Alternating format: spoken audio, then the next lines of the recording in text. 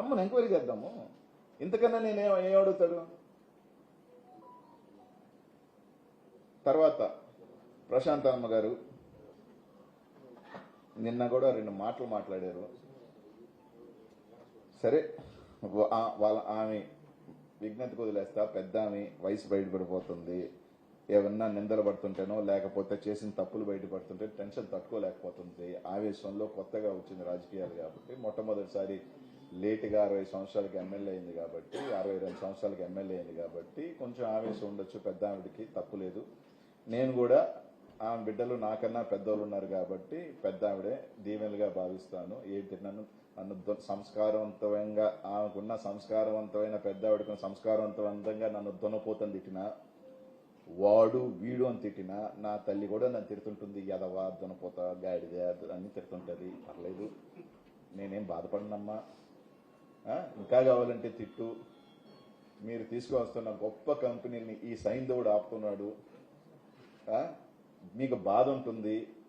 4.5 సంవత్సరాల పాటు ప్రశాంతంగా 20% కమిషన్ దొబ్బేయాల్సింది ఈ సైంధవుడు ఆపేశాడు అన్న బాధ మీ భార్యాభర్తలకు ఉండటంలో తప్పే లేదు. నెలకి 20% చొప్పున బూమింగ్ వస్తుంది కాబట్టి ఒక 20 కోట్లు, 15 కోట్లు, 30 కోట్లు, ఒక 24.5 సంవత్సరం పాటు ఒక 500-600 కోట్లు దండి కొట్టాడు. నా మీద బాధ ఉండటంలో తప్పు లేదు. ఈ సైంధవుడి మీద నువ్వు బాధ దున్నపోతుంది తిట్టడంలో నేను తప్పే లేదు. కాబట్టి తప్పులేదు, పడతాను. కానీ నేను చెప్పినట్టుగా మాత్రం సమాధానాలు చెప్పండి. నువ్వు అడిగిందే చెప్తున్నా. మా మీద విమర్శ చేస్తే మేము సమాధానాలు చెప్పుకుంటాం. ఇంకొకటి, నాకు దైవ భక్తి ఉంది, ఆ దేవుడు చూసుకుంటాడు అని చెప్పాడు. చాలా మందికి తెలుసో లేదో, అత్యంత శివభక్తుడు ఎవరు?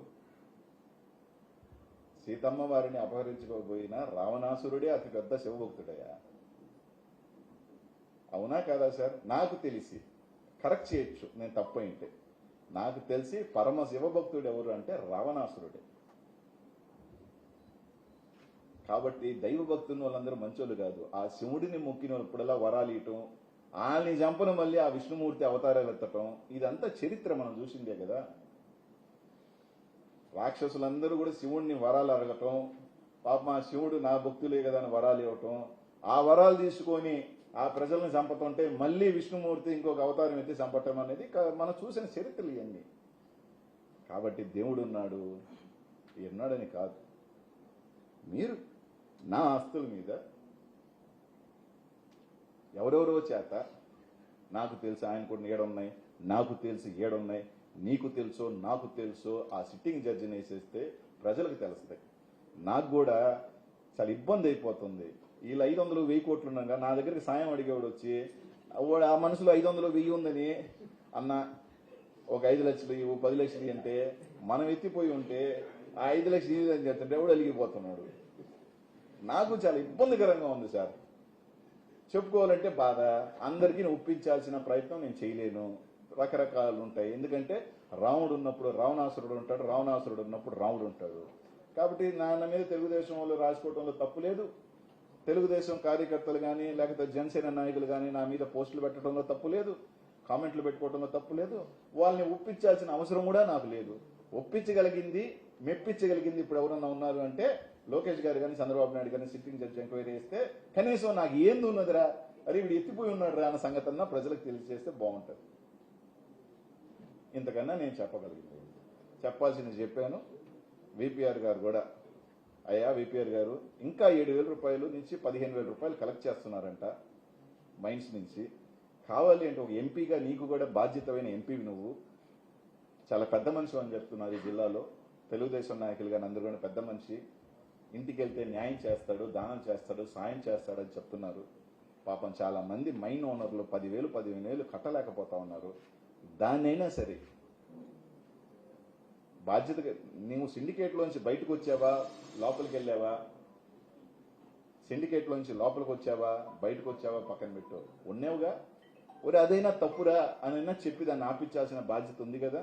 ఈ రోజులకు కూడా జరుగుతుంది సార్. స్టిల్ ఈ రోజుకి కూడా శ్రీనివాస మైన్లో ఇల్లీగల్ జరుగుతుంది సార్. మీ అనుచరుడు చేస్తున్నాడా, దానికి బాగా ఉందా లేదా మీరు తెలుసుకోవాలా. మీరు ఆ దగ్గర బోర్డులు పెట్టి ఈ గవర్నమెంట్ మైన్లు పెట్టిన రోజున నేనే చెప్తా, సార్ మీరు మంచి పని చేశారు, మిమ్మల్ని తప్పు పట్టాను, మీకు సంబంధం లేదు, ఇది మీ అనుచరులు చేసిన దొంగ పనులు అని చెప్తా. పెట్టనంత వరకు నువ్వు బాధ్యతవేగా.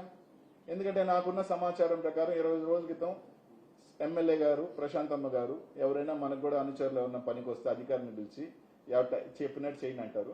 అంటే ప్రశాంతమ్మ గారు కూడా డీడీ మైనింగ్ ఆఫీస్ని పిలిచారని, ఈ మైన్లన్నీ కూడా ఎట్టి పరిస్థితుల్లో వాళ్ళు బాగా చేసుకుని అని చెప్పారని ఒక వినికిడి. నిజమో అబద్ధమో మీరు దాని మీద యాక్షన్ తీసుకుంటే కాదనుకుంటాం, లేకపోతే నిజం అనుకుంటాం. ఎందుకన్నా నేను చెప్పగలిగింది 500 కోట్ల రూపాయలు ఈ 3 మైన్స్ లో మెటీరియల్ 1,25,000 టన్నులు ఉన్నాయి. ఆక్షన్ ఇస్తే తెలుగుదేశం ప్రభుత్వానికి ఒక 300 నుంచి 500 కోట్లు వస్తుంది. ఆ 300-500 కోట్లతో చాలా రోడ్లు ఇచ్చమ్మా, చాలా కాలువలు కట్టొచ్చు, చాలా పార్కులు కట్టొచ్చు, చాలా కట్టొచ్చు, ఇరిగేషన్ బ్రిడ్జ్లు కట్టొచ్చు, చాలా కట్టొచ్చు. ఆ డబ్బు ప్రభుత్వానికి ఇస్తారా, మీ జోబిల్లోకి వెళ్తాదా, అది మీరు నిర్ణయించుకొని చెప్పండి.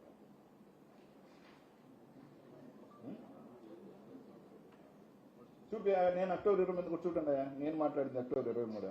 సైదాపురం నియోజకవర్గం కాదు, నాకు సంబంధం లేని విషయం. నేను నా నియోజకవర్గం అయినా గత 3 రోజుల నిన్న ఈనాడులో కానీ రకరకాల మంది రకరకాల వార్తలు రాశారు, రకరకాల న్యూస్ ఛానల్లో వచ్చినాయి. కాబట్టి ప్రభుత్వం మీద, వైసీపీ ప్రభుత్వం మీద బురద జల్లే ఒక ప్రయత్నం మాట్లాడారు. నాకు తెలిసిన కొన్ని చెప్పదలుచుకున్నాను.